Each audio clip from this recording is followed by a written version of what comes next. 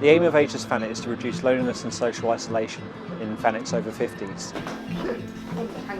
We're one of 14 programmes that operate nationally as part of the Fulfilling Lives Ageing Better programme, which is funded by the National Lottery Community Fund. We offer a wide range of activities for Thanets over 50s to take part in. Quite recently we've started to think outside the box and introduced 50 plus hula hooping, 50 plus boxing, 50 plus chair yoga. So if there is a need to introduce a new class, we certainly will. At least a few times a week we like to get out and about to promote what we offer.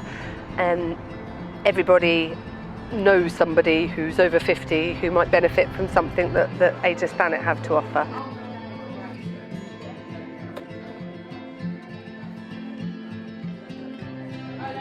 The first thing I got involved in was finding a location where we could just have a casual club of people, like-minded people. We thought about having the games brought along. Some people donated games, and then I applied for funding to get new games, and the funding came from the community fund.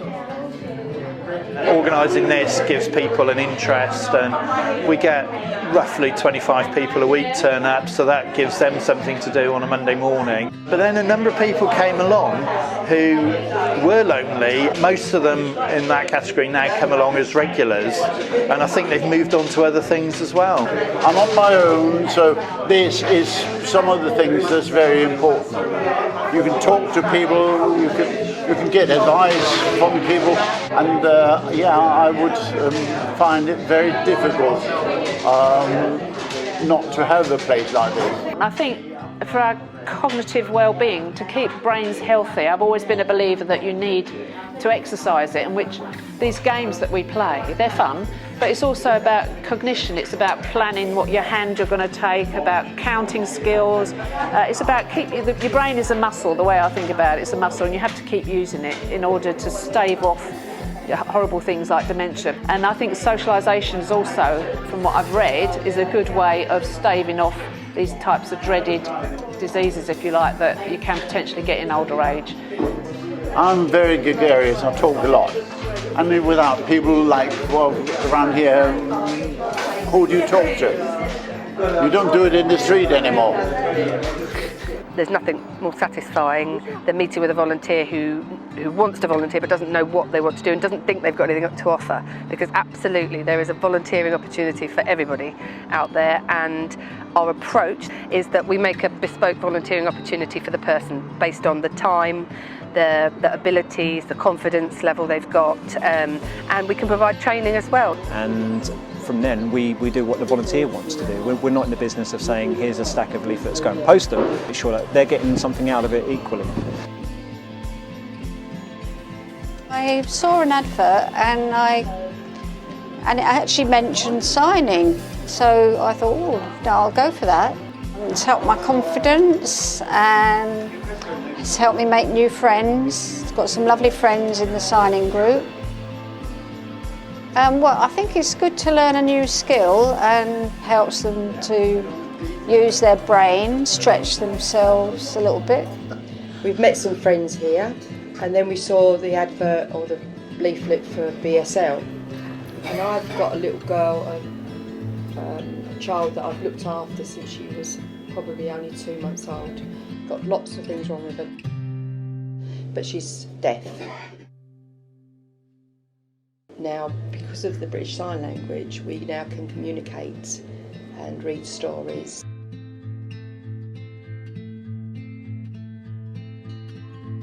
When I was at the Feel Good Factory, somebody asked me if I could be a volunteer to do one particular thing. And I did voice my concern and say, oh, I just can't give, that weekly commitment. And I was amazed because they were saying, no, it doesn't matter. We've got volunteers who perhaps retired but that had qualified in a certain area and want to keep their skills up or want to progress their skills and keep them up to date. We've got volunteers who just simply want to get out of the house, who want to keep busy, who want to be socialising with people of a similar age or with a similar set of interests. I can honestly say Ageless Thanet have never given me any pressure. I do what I can. Sometimes I do a whole lot more in one time period than I do maybe the next. I was well, if you like, appreciated for the help that I could give. One of the things that I did miss when I retired, 65, I stopped teaching, I stopped doing workshops, and I concentrated on the business. So I thought, that's what I say, let's give something back. And I've always, and still do, love helping people. The age group which I'm teaching here, which is the over 50s, probably I find, because being older myself, I kind of relate to them more. It's very refreshing. Well, I say thank you very much, Connie, because it's lovely to think that we can come along and learn how to do pastoral care. But I find it very therapeutic, I have to say. I've always been a firm believer in creativity of all sorts, whether it's artwork or music or whatever. We always say that if you are a creative person, you don't make war. Would you like to show you how to do that? The first activity I got involved with as a student, if you like, was pottery at the clay space.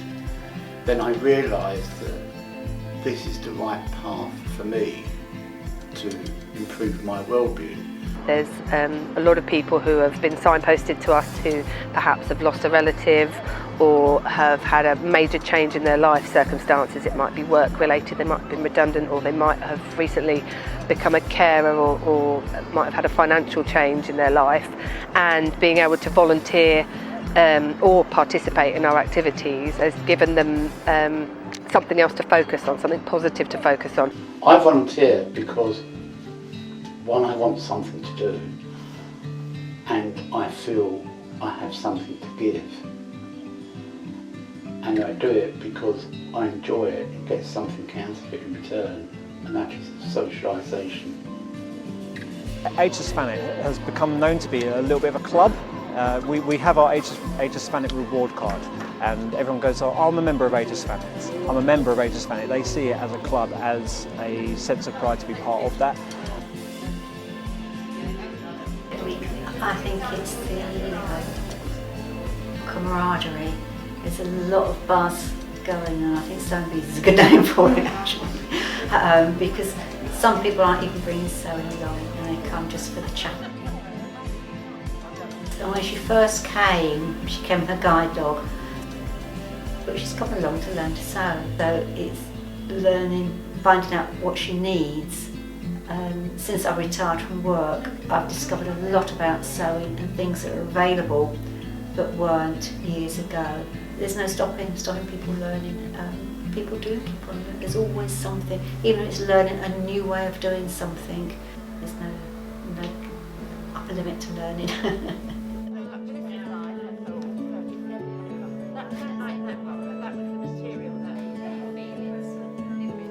What the whole organisation stood for me, it was about getting old in a better way. For 2019, we were nominated as Westwood Cross's Charity of the Year, so we will be hosting events with Westwood Cross. The Mayor of Ramsgate also named us as his Cause of the Year, so we are fully entrenched in the community. A huge part of what we do is to aim to change the perception of ageing. Our strapline for the project is making Thanet a great place to grow older, but I would argue as the project's gone on, it's showing that Thanet is a great place to grow older, because it already is.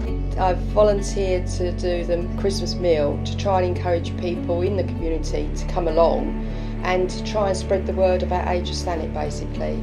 There's no need for people to sit at home being lonely. If I hadn't got involved with Ageless Thanet, I would have moved here to Palm Bay. Me and my dog would just be wandering around aimlessly looking for other dog walkers to talk to.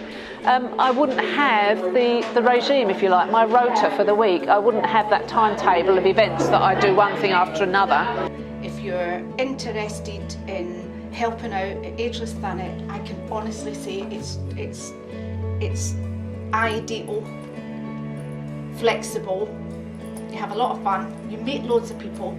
I would definitely say, even if you can only give such a small part of yourself, you know, not a lot of time, it's really worthwhile.